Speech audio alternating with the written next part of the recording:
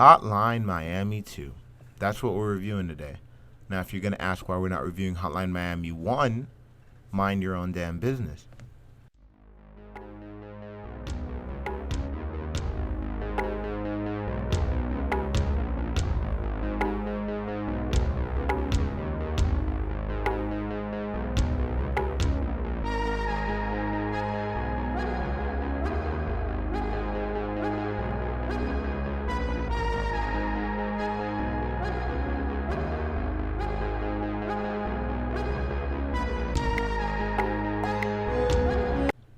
Hotline Miami 2, unlike 1, which we're not going to review, is a wild fucking ride. There's so much going on in that game. The gameplay is so much more different while staying the same, but the murder feels all too familiar. I had a hell of a time playing this game and dying because I suck, but that's besides the point, because we're going to review it. All of it. All 25 individual levels.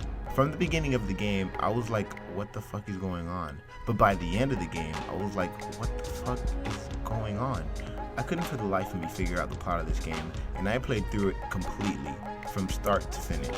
So I used the power of consumer-informed game reporting to help me figure out the unfigure-outable. So here's a brief wrap-up of what this game calls a plot. So, in the game, there was a fictional Soviet Union versus America war, and Jacket, great name for a protagonist by the way, because you have a partner named Pants.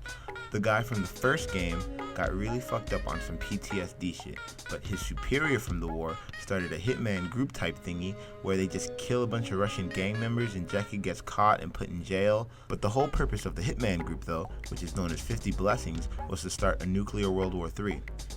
Everything else is just side story. There's a group of vigilantes that really admired what Jackie did, and so why not? Decided murder, it was cool, so they started their own kind of vigilante group. There's this arc about a gang member trying to leave the Russian mob who just ends up being killed by the vigilantes, a guy writing a book about Jackie, and a cop who is part of the vigilante group who uses his badge to get him into places he couldn't usually go. Everything else in this game kind of overshadows the plot. All due respect to the game developers for caring enough to craft such an intricate plot, but who even gave a fuck?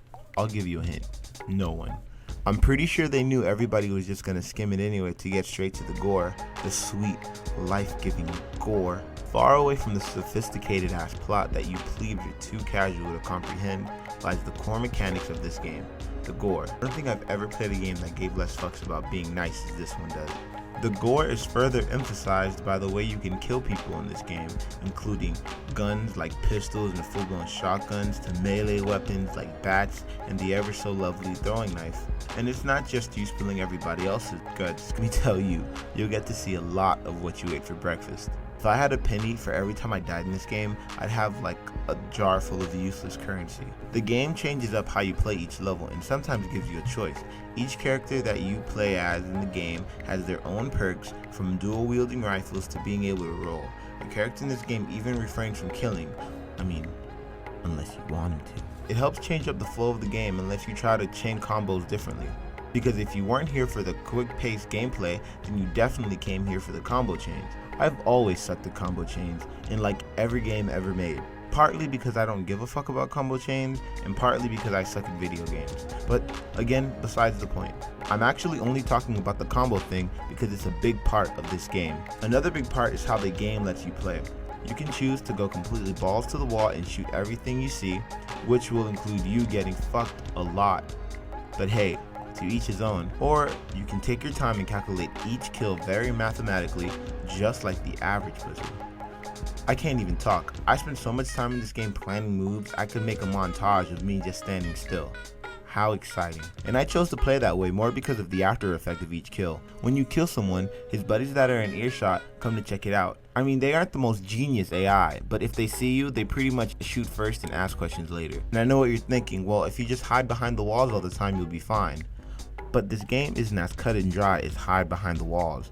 Because there are windows that the enemy can see you through, it makes it actually very difficult to stay out of sight. The enemies in the game are all pretty much the same too. It's either they're holding a gun or they're holding a melee weapon, and nothing really in between. All except for the giant guy, who even after you shoot him walks completely normally until he falls to the ground and realizes, oh, I've been shot. The henchmen in this game aren't what make it great. It's more of the placement of those henchmen. You've got to be careful to watch your steps because one wrong move can equal your death. The levels in this game are laid out by floor. You beat a floor, you move on to the next one. If you die, you start from the beginning of that floor.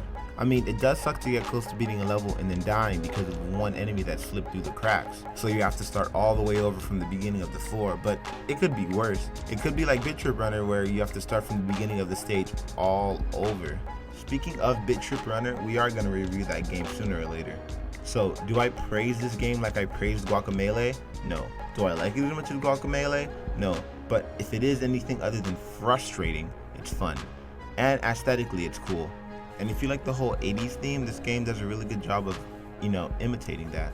I really did enjoy the game mechanics and how the game played too. It was really cool. And so do I like this game?